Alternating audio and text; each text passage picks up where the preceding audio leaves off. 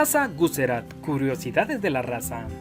Esta raza es originaria de una zona de clima cálido, suelos pobres y secos, esto en el estado de Bombay, en la India.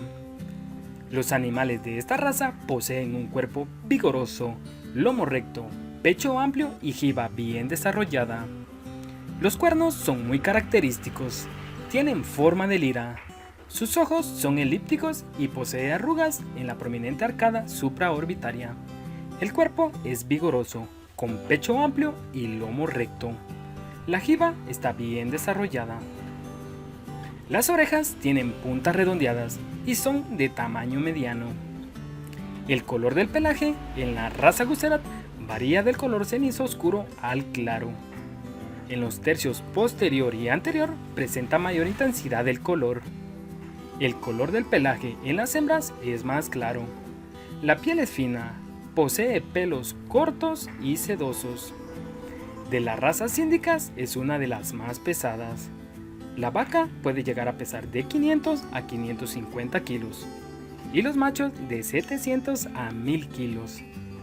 Los animales de la raza Guzerat poseen buena capacidad abdominal y torácica y buenas masas musculares. En Latinoamérica, Brasil cuenta con toros que han sido probados.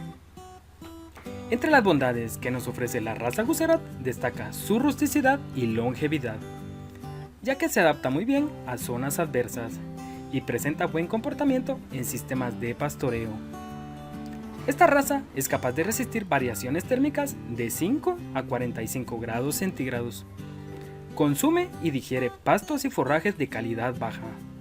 Es tolerante a ecto y endoparásitos, ya que es capaz de convivir con la garrapata. Esta raza demuestra que es buen productor de carne y leche. Las ubres de las vacas están bien conformadas y pueden llegar a producir 6.000 kilogramos de leche por año. Esta raza es apropiada para realizar cruces con razas especializadas en leche. Para producir Guzolando se cruza el ganado Guzerat por Holstein, una raza muy bondadosa. Presenta adaptación al trópico de la raza Guzerat y producción lechera heredada de la raza Holstein.